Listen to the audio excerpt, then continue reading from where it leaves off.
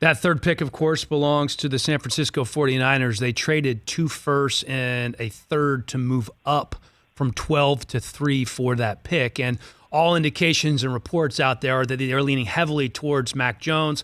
Also, they have investigated Justin Fields, as you mentioned, and Trey Lance, who you have also worked with. It is an unbelievable stable of talent at the quarterback position that you've worked with this year. When it comes to Trey, and this was reported out there, so we're not breaking any news here, but Kyle Shanahan wanted him to work with you. So however that information was transferred or translated, you ended up working with Trey Lance. How has that relationship been, and what do you see working with Trey Lance for the couple of weeks that you have? Well, first off, I've been super grateful for the opportunity to work with all these guys. A name that was left off there was Kyle Trask. Who's also a guy that could sneak into the first round, and KJ Costello. All those guys, regardless of draft order, I feel tremendously blessed to be in that position to work with that caliber of guys and to be around them as they go through this journey.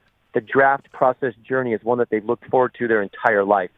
So I just feel it's a humbling experience to get to have those guys, and I love the challenge that it is for me to try to help guys that are already on that level become better. It's why I love my job and the work we do for pros. Trey Lance is an exceptional talent. He's going to bring a lot of things to the table. I know that everybody's already talked about it before, right? The limited games, playing in North Dakota State, all of those things. I'll tell you what he does bring to the table.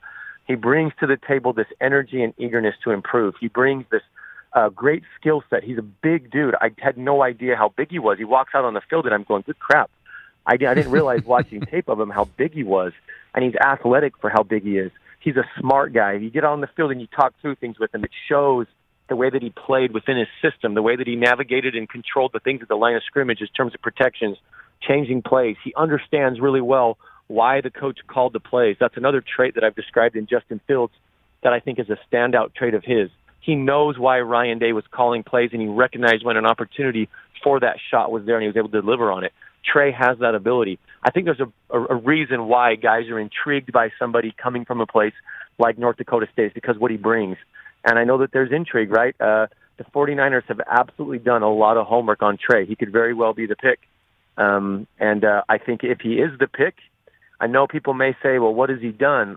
Okay, it's not just about what he's done in college. Like, he showed enough. He put together an undefeated season. Yes, he could have thrown the ball a little bit more, but when you're winning every single game, why do you have to go out there and throw the ball more? Some people may be critical and say, well, that game that he got to play this year didn't look like how it should. Okay, say that. Not every single game in a quarterback's, career is going to look exactly how it should. The dude, I know firsthand, battled back from a lot of things to even just get that one game. He fought hard for his team. So to me, it demonstrated leadership.